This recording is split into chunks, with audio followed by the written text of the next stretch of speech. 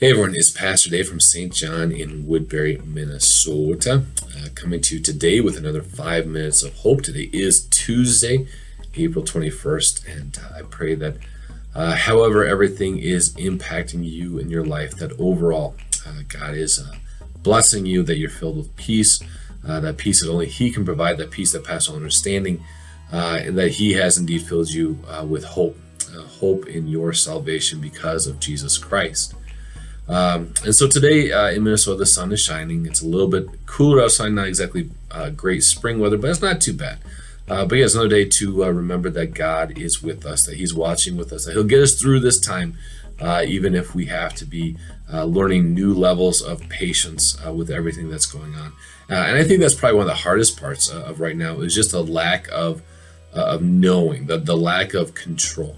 You know, I think when you look at our lives and you look at what's happening with the spread of the virus and how it's impacting, people's health and how it's impacting people's jobs and the economy and how it's impacting events and how many things are getting canceled. And we say, you know what, all of these things are happening are outside of our control. We just don't have a say really in what's going on. And that's a struggle. Again, maybe you're struggling with that. And if you are, like I said, I hope and pray that God would fill you with His peace and with His hope, knowing that really we're being taught right now maybe some new levels of patience and trust as we turn our focus and crying out to God. And that's what we see in the book of Lamentations. We've been looking at this book for a couple of weeks now. Today we're going to wrap it up looking at Lamentations chapter 5. So once again, this book was written during the time of the exile. So God's people, the people in Jerusalem, in Judah, they had disobeyed God repeatedly.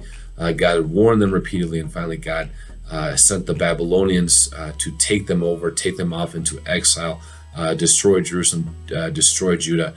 So during the time of that exile, these poets wrote these lamentations, these laments, these sorrows, these words of grief over their current situation. But mixed into the laments are words of trust. And what's interesting is we get to the end of the book, and I'll do once again with this, as I've done with the other devotions, I'll put a link to Lamentations 5. So if you want to read it on your own, you certainly can. I definitely would encourage you to do so. But again, it's interesting because in chapter 5, in this poem, the poet again lays out just the hardships that they're facing, the struggles that the people are facing. The difficulties that they're enduring in exile. And so laying all these out, he gets to verse 19, and this is what it says in Lamentations 5:19. It says, "But you, O Lord, reign forever. Your throne endures to all generations."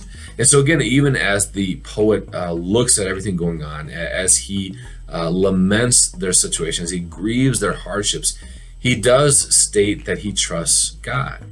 That God is good, that God is God, that God reigns over all things, that God is all powerful and all gracious and all merciful and all of these things.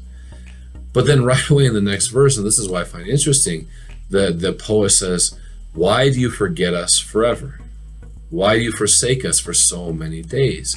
So again, the author is living in this tension that I think we can relate to. This tension that says, all right, I know God is good. I know He is God. I know He is loving and merciful and gracious. I know He made me. I know He has saved me. I know I am His child. But right now, with everything going on in the world and the ways that I'm struggling, so again, maybe you're struggling physically with the virus, maybe you're impacted by it, or at very least, emotionally, how it's impacting you there, your relationships, financially, economically, relationally, mentally, spiritually, all these different ways that it's impacting us.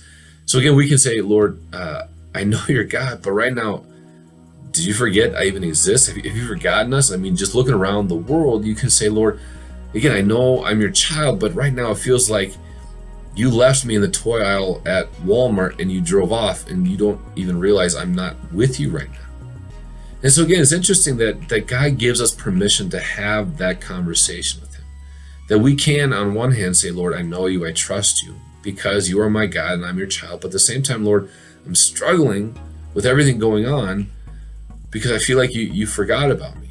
And I feel like You forgot that You're supposed to take care of me and protect me and guide me and love me. And I don't feel like You're doing those things right now.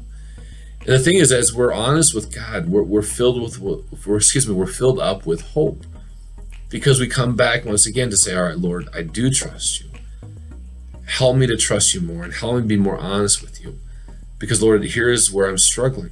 And so, Lord, be with me. And so that's my encouragement to you today.